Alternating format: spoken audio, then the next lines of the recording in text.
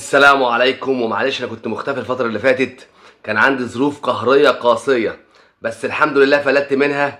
وهنبدأ نرجع تاني ونعمل فيديوهات تاني ونتكلم على كل المشاكل اللي حوالين نادي الزمالك. بس انا عايز اتكلم في موضوع مهم جدا، هو ايه حكاية لما ترجع ارض نادي الزمالك؟ عايزين ندي للعيبة مستحقاتها، يقول لك ايه لما ترجع ارض اكتوبر.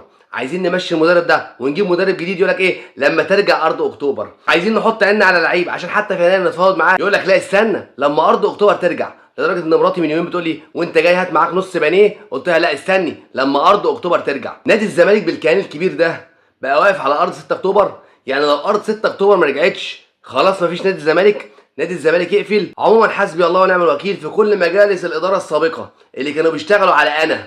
محدش قال مصلحه نادي الزمالك، كل واحد يجي يقول لك ايه انا هعمل او انا بعمل او انا عملت، لكن فين مصلحه نادي الزمالك؟ مفيش. وقعنا مع مجلس اداره سلبي قال للعيبه كفايه بطولات عشان مش عارفين يجيب لهم فلوس، ده وذنب الزملكاويه كلهم في رقبته. وقعنا تاني مع اتنين بقالهم 15 او 20 سنه بيناطحوا في بعض، ده يحجز على اموال النادي وده يقول لك انا اللي عملت والنادي انا اللي عملته، وايه سداح مداح. حوالي 25 سنه مجالس اداره الزمالك عماله تطح في بعض والمظلوم الجمهور. محدش فكر يستثمر نادي الزمالك عشان نادي الزمالك يعتمد على نفسه بس، كله جاي يقول انا اللي عملت. وصلونا بقى لايه؟ اننا كلنا كزملكاويه مش متابعين كوره خالص ومتابعين ارض اكتوبر، لدرجه ان في مشجعين لنادي الزمالك بيروحوا ارض 6 اكتوبر عشان يشوفوا في انشاءات ولا لا، والارض ايه مصيرها، والارض هترجع امتى، وايه موضوع الارض. واحنا دخلنا في دوامه كبيره قوي ومش عارفين فيها اي حاجه. انا المفروض كزملكاوي اتكلم في كوره جون او اوف سايد او احنا اتظلمنا في الماتش الفلاني، لكن اقعد اتكلم على ارض اكتوبر وان اللي هيخلصني من كل المشاكل دي كلها ارض اكتوبر. وما بتكلمش في كوره، ما بتكلمش في فنيات، ما بتكلمش على مدرب المفروض يمشي، ما بتكلمش على لعيبه متخاذله المفروض نشد عليها عشان خاطر ناخد الدوري وننافس على كل البطولات.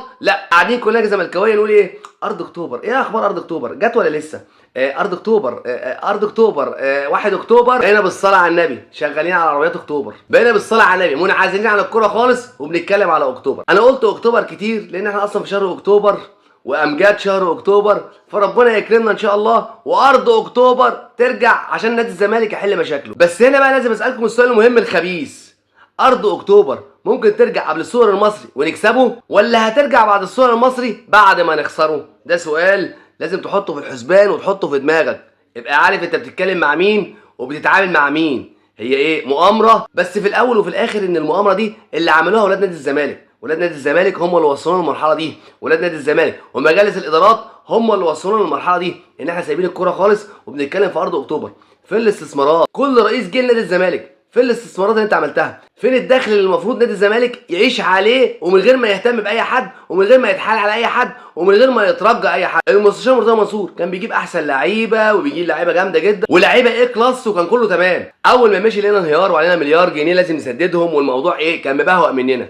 انا عايز رئيس نادي محترم يجي يقول نادي الزمالك، ما يقولش انا ولا اللي عملت ولا اللي هعمل. لا يا استاذ مش انت، عايزين حد فاهم في الاداره يجي نادي الزمالك يخلي نادي الزمالك يمشي على سيستم يدخله دخل، لا نعتمد على ممدوح عباس ولا نعتمد على مرتضى منصور ولا نعتمد على اي زملكاوي ولا نقول تبرعات ولا نقول اي حاجه. عايزين نادي الزمالك يصرف على نفسه وما نتحايلش على حد وما يبقاش صباعنا تحت ضرس حد. المفروض يا جدعان والطبيعي نتكلم في الموضوع ده من 30 سنه. نادي الزمالك المفروض يصرف على نفسه وما يبقاش عرضه لاي حد انه ممكن يدوس عليه ويدوس على كرامته عشان خاطر مصلحه نادي تمشي، عشان خاطر نبقى في الضياع. يا جدعان النداء الاخير، عايزين حد بيفهم في الاداره يدير نادي الزمالك خلال سنه او سنتين. نادي الزمالك يصرف على نفسه، مش محتاجين نتكلم مع اي حد، مش محتاجين نتحايل على اي حد. نادي الزمالك يبقى مؤسسه ماشيه هي عارفه بتعمل ايه، هتصرف ايه، بتغطي تكاليفها وعندها مصدر ثابت للدخل يدخل لنادي الزمالك فلوس عشان يقدر يعيش ويتعايش وسط الاهلي وسط بيراميدز وسط فاركو وسط سيراميكا وسط العمالقه. تخيل نادي الزمالك